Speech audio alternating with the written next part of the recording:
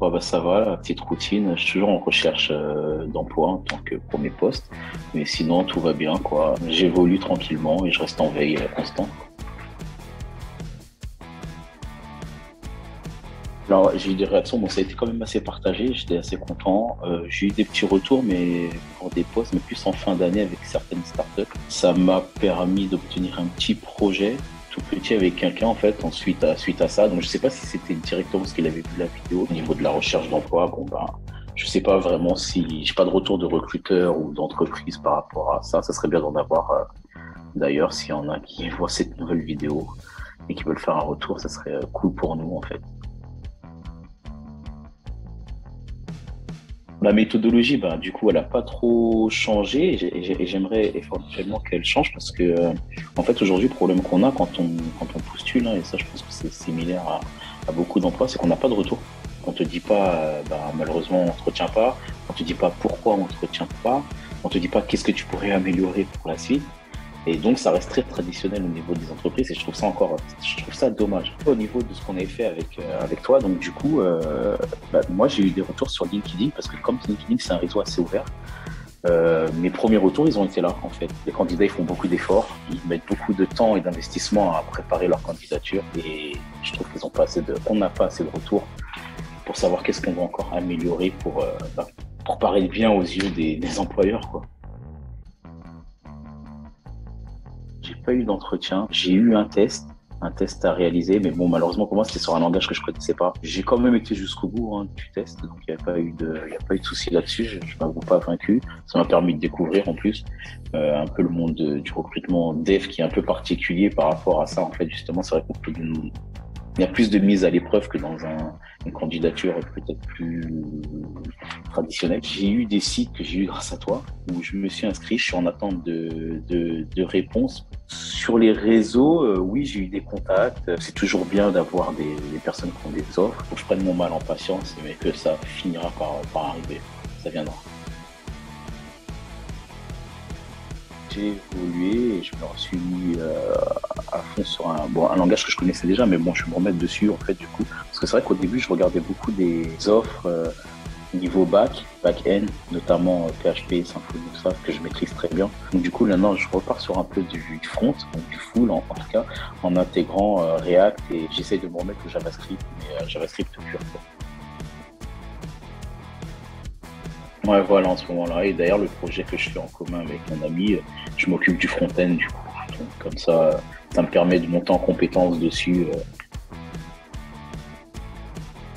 niveau design. Donc, je maîtrise Photoshop, tous les trucs comme ça. Donc, la partie un peu zoning, wireframing, je suis assez à l'aise. Tout ce qui touche ça, des maquettes, trucs comme ça, j'ai pas trop de problèmes avec ça parce que c'est quelque chose que je faisais déjà avant en tant que dans l'événementiel. Puis je m'intéresse, oui, comme tu dis, à l'UX et UI design. Du coup, je pense que ça va de pair avec ce qu'on fait aujourd'hui et je pense que l'expérience utilisateur, elle est mise très au centre. En complément, je m'intéresse beaucoup en ce moment aussi à tout ce qui est SEO, le référencement et tout ça. Je m'en suis rendu compte par rapport à une problématique d'un site qui avait peur de perdre son référencement. Et donc, du coup, ben, j'ai dit, tiens, je vais m'y pencher pour voir comment on fait pour quand tu crées un nouveau site, eh ben, que le flux qu'il y avait sur ce site, le précédent, puisse basculer sur le nouveau. Eh ben, je pense à une transition un petit peu douce d'un site à un autre site en fait. Ce serait comme fusionner à peu près deux sites. On sait qu'un site web, tu peux pas le fermer pour ouvrir un deuxième site web. Honnêtement, tu perds ton activité, tout ce qui est Google Analytics.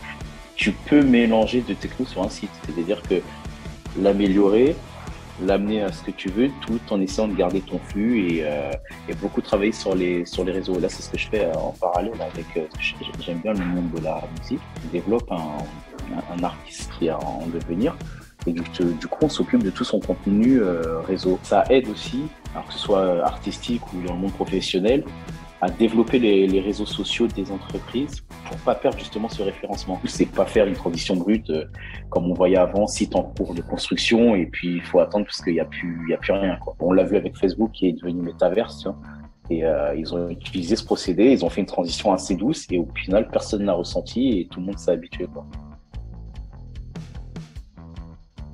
Alors je suis toujours sur le même critère de recherche, je recherche un emploi à temps plein en CDI, hein, freelance au final.